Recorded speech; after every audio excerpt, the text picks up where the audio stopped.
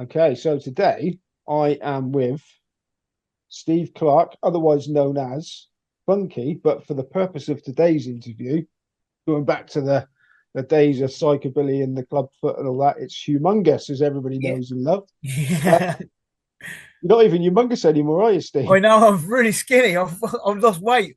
I'm about 14 stone now. I used to be about 17 stone. I don't know where it's all gone. But you're doing all right. Yeah, yeah, Good man. Right. So this series, Simon Nott zooms in with all you psychobillies. Um, yeah. so when did you first become aware of psychobilly? Oh God. 81, 82. And what was Um the meteors, of course. Meteors. I did I did see him at the Lyceum. I didn't see him at the Lyceum. I wanted to go to the Lyceum, but I was 82. I was about 14, 15. So I wanted to go to see him at the Lyceum, but yeah, mum wouldn't let me. so you obviously bought records and that. Where did you Yeah. first hear about them? I first got into, like everyone got into Teddy Boys, Rockabilly. Um, God, that was when I was about 11, 12, and I got into Rockabilly, and then it progressed. I mean, I was even into Shaking Stevens. um, Bit of shaky. yeah, Darts, Shiwaddy Waddy, really early stuff. Um, and then progressed into Gene Vincent, Cole Mann, Eddie Cochran, and then progressed to even later, to all the oh god, the oh god, you can tell I've had a stroke. um, all the old psychobilly, not psychobilly, the rockabilly geezers, from what do they what The they were polecats and stuff like that. not, before the polecats. I got into Chuck Berry, you know, who else do I get into? I got into so many people. God, I can't even. Oh, you caught me now. I'm blast now. But mate, so were you in Reading at the time? Yeah, I've always been in Reading. I've been in Reading since I was 3. Okay, so was there like a scene there? Were there like older blokes going around in Yeah, drapes and stuff yeah, like that? really old blokes. There was loads of old blokes. Sort of they're about 65 now. So, well, old blokes. They were old to us. A minute, 65, quite young, Steve. Um, Yeah, so so obviously you're a musician. When yeah. did you become a musician? When did you sort of try to pick Um, up an instrument?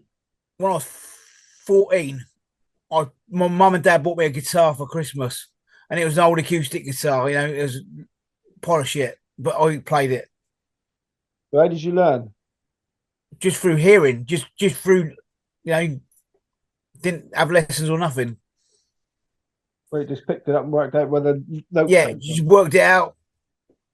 Don't know how I worked it out, but I did. I worked it out on my own. It's What? easy playing rockabilly, and it's really easy, isn't it? Oh, is EA and B. it? So you started playing the guitar. What was the first stuff you learned to play? Bit of Elvis, bit of fucking Gene Vincent, bit of Eddie Cochran. Um, cool. Then I started listening to the Meteors. I started learning the Meteor songs. Meteors, Guana Bats, Stingrays, um, Restless, yeah, stuff like that. When you went to where was the first gig? When you couldn't go to the Lyceum gig, where did you see him first of all? I The first gig I went to see was King Kurt in Reading. Oh, that was 82, 82, 83. It was yeah, they were playing then, weren't they? Yeah, yeah. It's all a blur then. Um, it was before they got signed. It was what Who What I Want, that single they produced in a million colours. It was before then, and I see them there, and just ever since then I've been mad into psychobilly. Is that were they lobbing stuff around at that Oh, point? it was a real messy gig then. The toilets got trashed, everything got trashed. It was you've been to the Caribbean Club, haven't you? I don't know. In I'm not Reading? sure. It's the, Probably not. it's where the old Jamaican guys used to play dominoes at the back. No, I don't think so. Nah, it's not going anymore. But it was really good. It was a really good place. When you guys like started your own identity as Psychobillies, Yeah. I suppose there's not just you. There's a few of your mates. Oh yeah. I mean, me and Graham Farr, Graham played in the Yeah. band. He went to school with me. He was 3 years younger than me at school. Tony was cool. Tony was a year above me at school, and we didn't have a drummer, so we put out feelers for a drummer, and this drummer got hold of us. And it was Toby, and he went to another school in Reading as well. So, and then we started going to all the gigs. So how soon after was it that you decided to form the band then? From when you first started going to the gigs? Oh, oh God, I can't remember. It's between the first one at the club for what's the one about one at the club for the one about stingrays, restless, and that. What was that one? I don't know. I'm not sure which one it Stop was. in the club foot, Yeah. but that was three. Well, I sort of got into it about two, one and two. I got into it, and then between three and four, we started gigging. So I think our first gig was in 1985. So Right. So that before was that, with then you were going to the club foot, were you? yeah, I was going to the club before then. What So was what was for those of us that never went, we've all heard about it. What was it like? yeah, What was it like from your perspective? I can't remember much of it. It was crazy. Um, Mold growing on the walls. Everything was. It sounded great when we were out. Yeah, we're holding out, but it was disgusting. It was disgusting. It was a great place to play, but it was great, but it was messy. The, it was condemned. So Right. So it's the people that made it rather than the yeah, it's band. people that made it. It was really was people, and then we used to get about 1,000 people, between 1,000 and 1,500 people at a gig. Then not And like not like now. yeah, but so would you have been in the thick of it, down in amongst all the wrecking? Oh yeah, I was right in the thick of it. I've got loads of photos of me in the thick of it. So go back to the band then. So you guys were all going up on the Eh, train oh, to no, no, no. We got on the bus, went from Reading to outside the club for £1.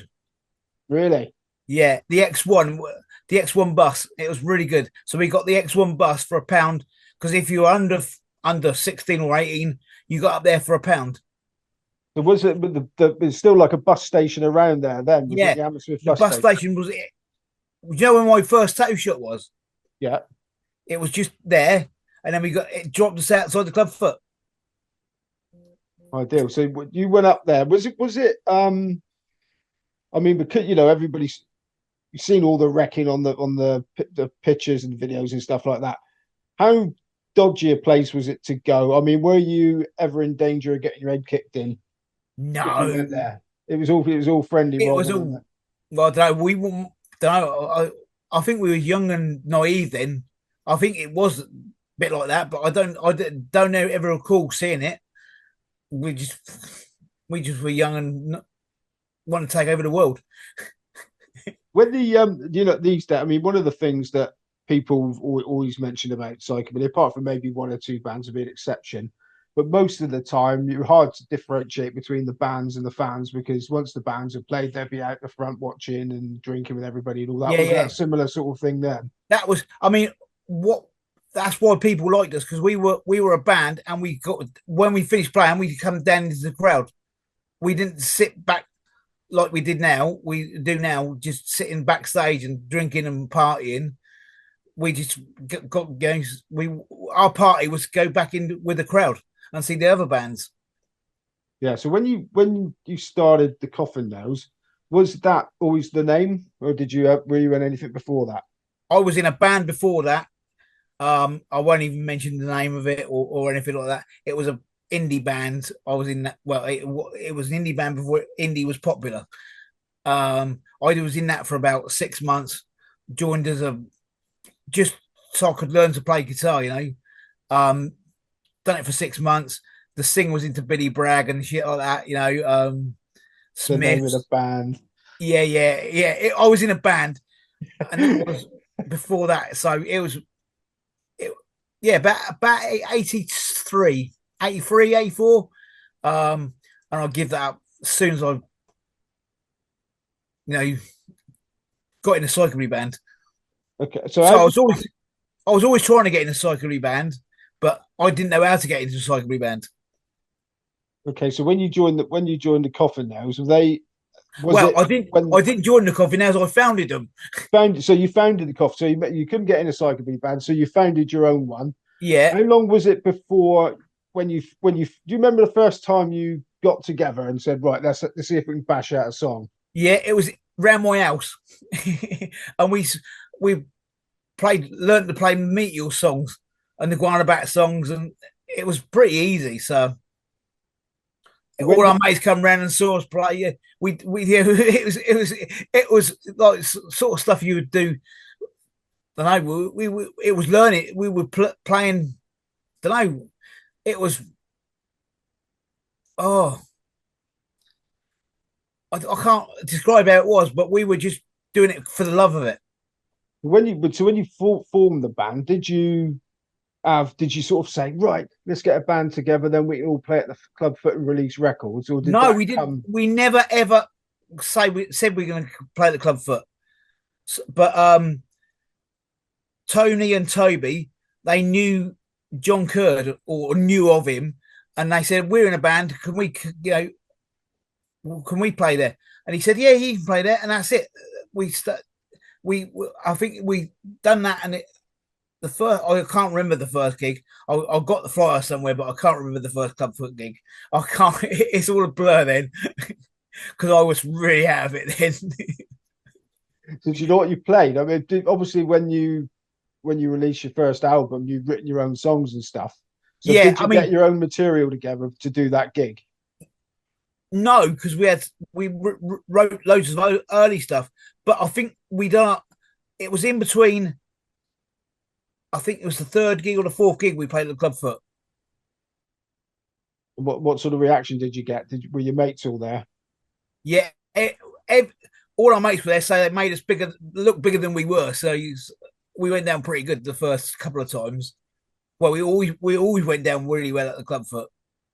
What about other places? Did you start sort of actively touring and stuff? Did you sort of Yeah, try getting? we didn't, not like today. You can go on tour, but we played Bristol, Beer Keller. We played. Remember Basins at Portsmouth? No, I never. I went to the beer keller a few times there. Yeah, we played Portsmouth. We played where was that place in Croydon? All the night of long nights. Do you hear that? No, I don't know. Then we played the NMS. We played loads of places. Played oh god, I can't remember. Where's Howard live? Where was Howard? Princess Charlotte. Yeah, we played there loads of times as well. Yeah, yeah. So what about so how did the first recording sessions happen? Did you just put stuff down Right. and tout Uh, it out, or I mean, about the time it really all blends into one because it was blended into one. We recorded a 4-track demo so we could get some gigs and put it about so we can do some gigs. Then Roy Williams heard it and he released a track on his it was Plymouth Fury. You, you, yeah, and that was on on on one of his compilations? yeah on his compilation. And then um the guy from the Clubfoot heard it and said, "Do you want to do this Clubfoot one?" And then we'd done that, and then it was a toss up between um what's his name, Curdy and Roy Williams to who released us first. It was a race to get who got us first. So it happened it really, really quickly. It was in the first sort of 6 months to 8 months. And then did everything change for you after that? I mean, going abroad and all that sort of thing, more money at the gigs, and I mean, I'm not going to say how much our first gig was. The first gig at the Club Foot was really, really 50 quid. and all the beer you can drink. And all the beer I can drink. And we drank a lot of beer. That again. And um, our first gig was Stingrays in Reading. The second gig was the Guanabats in Reading. And the third gig was Restless in Reading. And the second gig was where I'll get my name humongous because Pip said, "You look like a fat fucker. You look humongous." And it's ever stuck ever since to this day. Well, but you even called yourself it, didn't you, on records and stuff like Yeah. that? So what those bands, and they would have been like the big bands on the scene at the time. Yeah, yeah. Were you like? I assume you're a fan of them already. Yeah, I was a fan of them, and then we got to play with them. It was really good so we could meet them and talk to them, and you know, we were part of the crowd. Yeah, were they quite supportive of Yeah, they you? were really good because they were. I mean, we didn't know that then, but they weren't into it much longer than we were. It was into it a year younger, probably year and a half more than us. So we were sport band, but you know, There must have been some quite colourful characters. You must have some stories to tell us from those days of well, all those days really. You got oh, anything you want to share? I've got one from the club foot. I mean, it's when we come out of the club foot, it's in a big roundabout, Hammersmith roundabout, and we're driving around, and we had all these girls chasing after the van, and banging the van, knocking the van, and we pulled around, and just to Hammersmith Odeon, and they were up. I thought that we were Curiosity Killed the Cat, who were in a limo just in front of us, and they thought we were them. They thought we were them, so they was chasing the van and banging it, and hundreds of girls. They'd have got a shock if you stopped and let them in, wouldn't Yeah, yeah. they? I mean, times before that we played, we went up on the X1, so we got up on the bus. We went back on the bus so we can get drunk as well with everyone else. So we got really drunk. What about people that used to go there? Was there any big sort of characters at the club foot that you remember? Yeah, I mean, there was Nutty Dave was always there. Um, what's Did the Bristol lot come up to Reading as well? yeah, Bristol, Clive. You know, Clive from Bristol. We played our fourth gig in Bristol, which was in oh Nutty Dave put it on. We done a gig for them. Clive. Who else was there from Bristol? We met. You know, I can't fucking remember. It's all right. It's It's so all right. long ago. But yeah, I mean, there was Dave from Harlow. Do you know him? No, I'm not sure. Cooter. Oh yeah, Yeah, yeah. he was. Um, Glenn, Steve, Blake. They were around. Um, not very. There was a few faces, but no one really. But they're the only people I really remember. The Bristol boys, Bracknell boys, Dave from Harlow. So because they were all roadies, so we met them and Yeah. So what about the so when the first was it I'm Beer Bitter was the first album, was it? yeah. Yeah. So when that came out and it did quite well, how many sort of doors did that open for you? Were you how soon before you were going abroad and that? Oh, month. we done the first gig, the European gig, which was in Belgium with and it was the Quakes because the Quakes were on Nervous as well. So we went out with them as well. That's how we met the Quakes. We went out with them in the van, and that was in 1987. So the um Nervous album was about 86. We done our first gig in 85, the tail end of 85, which was September.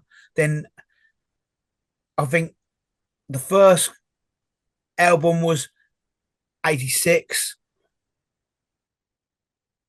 first gig in 87. So it was It's, really it's quite a roller quick. coaster, really, wasn't it? Yeah, not as So, fast as bands like Frenzy, really good as well. were you back in those days? Like, would you be practicing every night, and that sort of thing? Yeah, I was practicing every night then. What were the and so when you took over singing duties at some point, Yeah, how far that into was the it. band was that? That was what right. This is a long story. Um, we we already signed a contract for the second album, and then Dave, our first singer, left. What? No, no.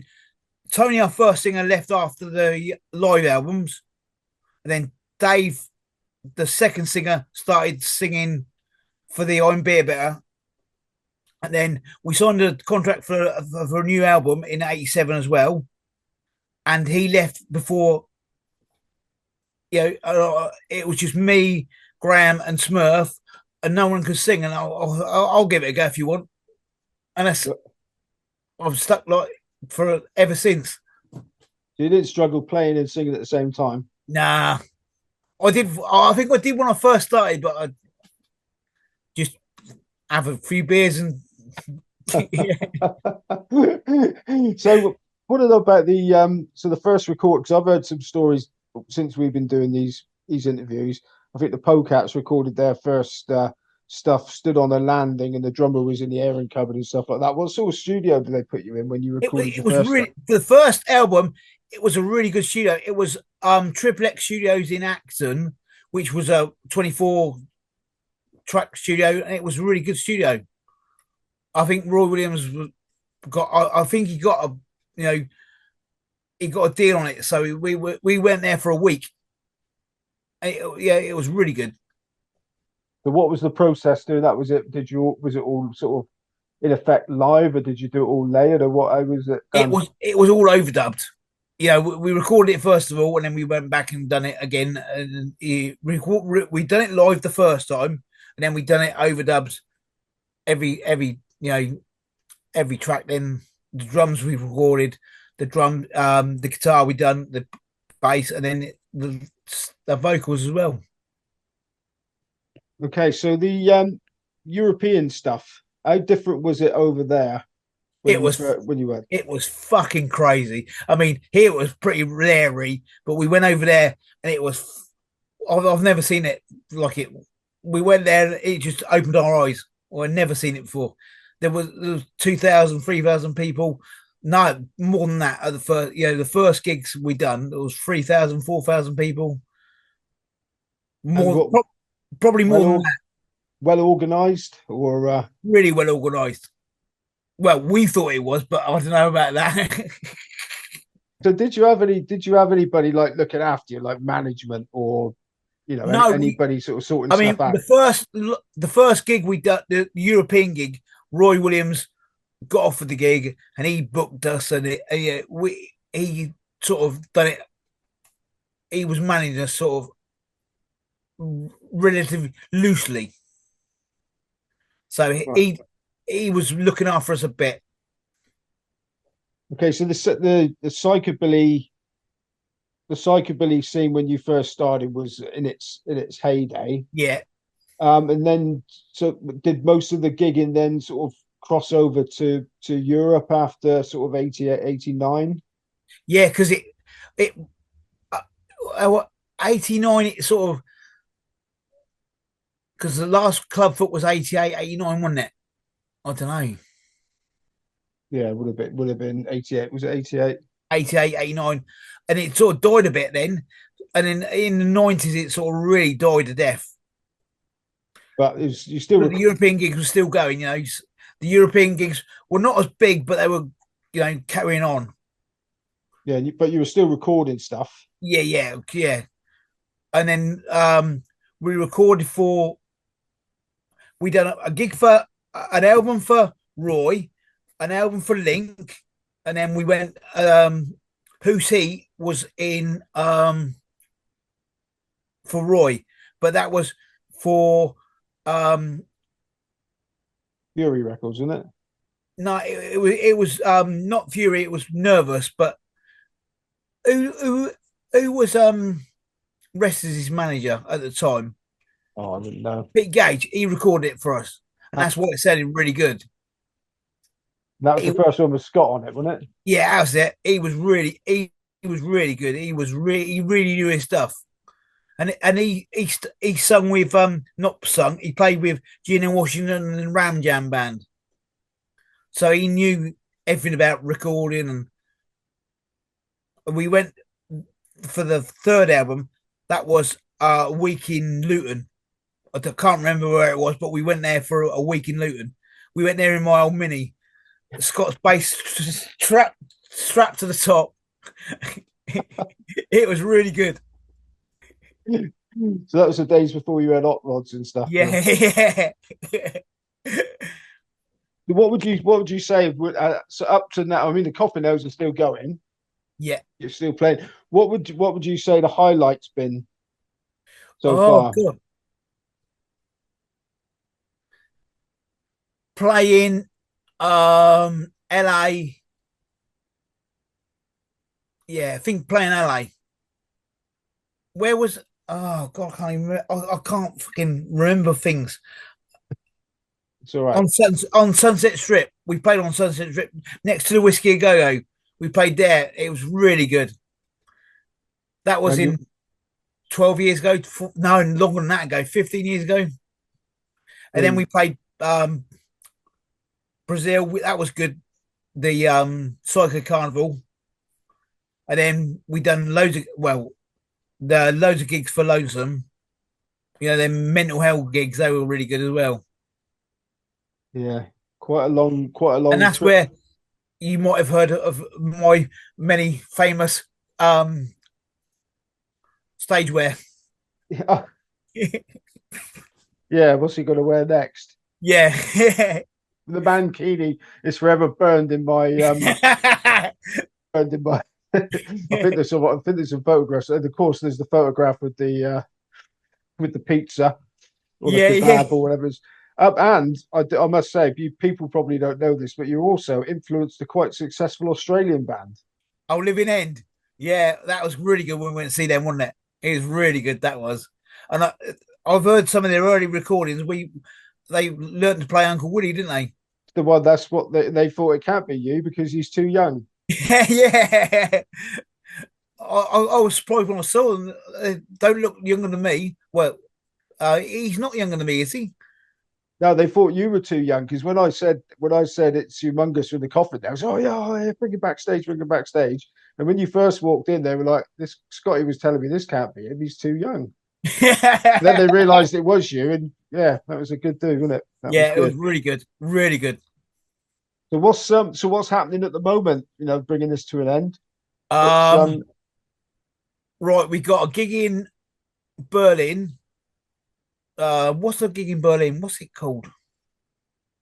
you're I don't know. I'm out of touch. We're playing in Berlin anyway. That'd be somewhere anyway, wouldn't it? Then we're playing in Spain. Oh, the Like, the psychobilly meeting. yeah, yeah. And then we're playing. I'll tell you what the gig is. I got it on my phone. Who's in the band at the minute? Scott and KO. No, I haven't got a phone. Oh, we have. Psychomania Rumble, Oh right, yeah. 7th to 8th of July. Potsdam in Lindenberg. I don't know where that is. we're headlining on the Saturday night, and on the Sunday, the Texans are playing. Looks like a party. Yeah, Go that dancing does to sound like a bloody. party, doesn't it? I might come out as retirement for that. No, don't. That'd be the most guaranteed thing ever. Every time the Texans played bloody would be seeing Humongous pile into the pit Yeah, from I know. wherever he'd been. Nah, well, I might have done. Yeah, I've retired for that, mate.